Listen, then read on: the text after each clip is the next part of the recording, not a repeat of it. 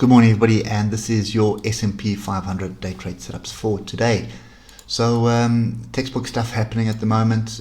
We haven't quite tagged the two levels that I would be paying attention to. The one is the previous all-time high, and then the second one is this bit of structure here.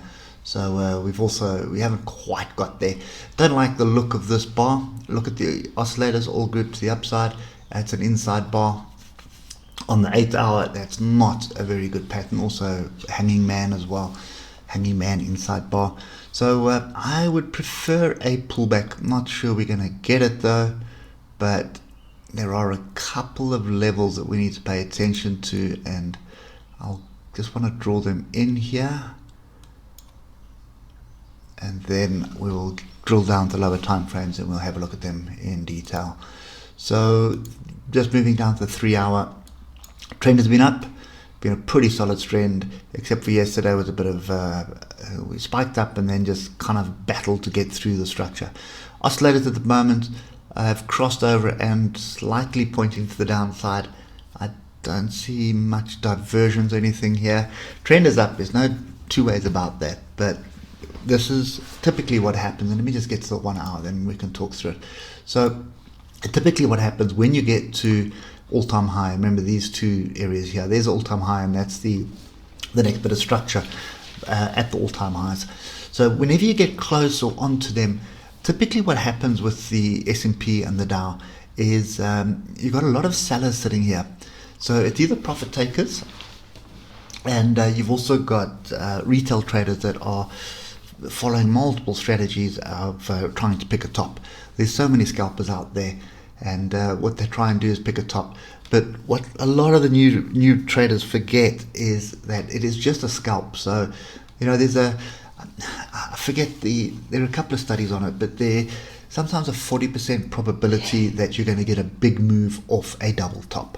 So when you see a daily double top, you know, even on a 5-minute chart, and you start seeing structure, it's well worth taking it. There's a 40% chance. Your risk to reward is high, so your risk is relatively low because your stop will be just above the high, and your reward could be a big move to the downside. And that big move doesn't necessarily mean the market falling to the floor, but it could just be a deep pullback, which would you'd benefit from very quickly. So that's kind of the strategy a lot of people have got with all-time highs. So this is often what you see. You get to the top, it bounces up, bounces up, bounces, then you get a pullback, then you get an attempt. So often you get sort of 3 or 4 attempts at this high before it actually breaks through.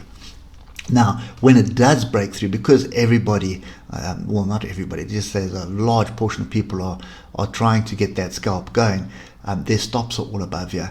So the minute the price gets above there, then you start seeing stops triggered, and that's why you see when there's a breakout, often the breakout is quite extreme.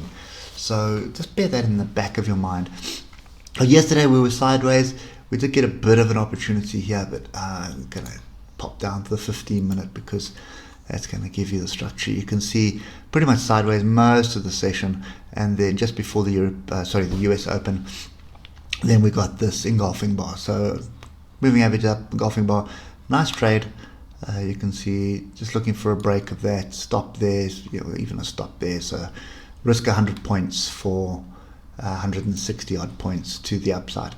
So that's kind of the view. There was a gap at the downside here, and there's another one all the way down here. And often when you see that on the lower time frames, you're expecting a pullback in the lower time frames back to come and close this area.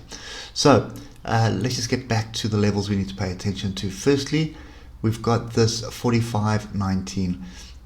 Then we have 44.94. And I would also say 4,500. We were looking at 4,500 yesterday. It didn't really materialize. But you've definitely got something. I'm just going to use there. You had a range that formed yesterday. There's definitely merit for looking for something inside there for a base to be built.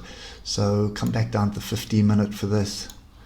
And you can see first one is here at 45.25. We did get a pullback in this late in the session yesterday to that level. So just bear that in mind because it's already tested once, so it could break through. And then you've got this next bit of its next level to the downside, which is 45.14, and then in between that you've got all these tails here. Now you probably also need to pay attention to the Fibonacci for the move of yesterday, because the 50% pullback and the 61.8, which is kind of where we are now, is going to offer support as well. So 45.25, I think that's probably the area you need to pay attention to. If it gets through that, then I think you're going to bounce around in between these two levels for the next move up.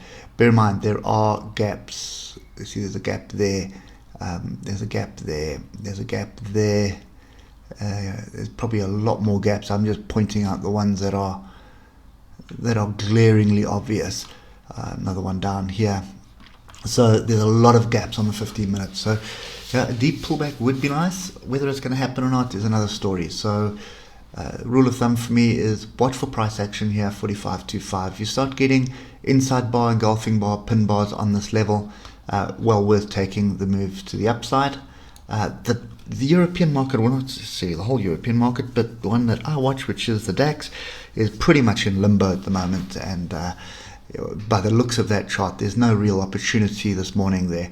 So I would assume that we're going to have the same thing. We're going to do this. We're going to travel sideways. So whether we travel sideways in this area that we're in now, or drop back into the bottom here and travel sideways, irrelevant. We should travel sideways up until the US Open. Then I do expect us to move up to 50, 45, 53 to come and at least test it. If we break through that, that's a different trade completely. Okay, anyway, that's it for me today. Hope it helps, and we will catch up with you tomorrow morning. Cheers for now.